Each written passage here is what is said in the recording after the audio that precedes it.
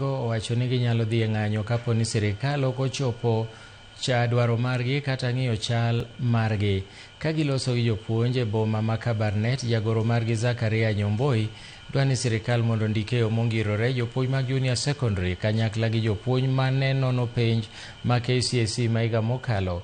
Giwacho ni sirikal onego kasre e keto kare winjruok mane gidonje, ka bende gibuogo mar weyo nono penj mabiro kapo ni duol mar NEC obiro bedo gi deko.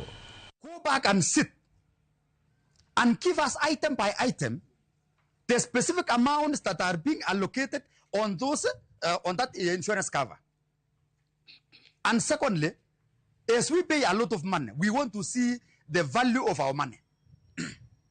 We want to say that as teachers of Baringo and in Kenya in general, we are making a statement that if SHA does not cooperate well and give our teachers what is due for them, then we are going to ship out. Yes. We are going to ship out. Yes. We are going to ship out. Yes. Because health is not a choice. It is a priority.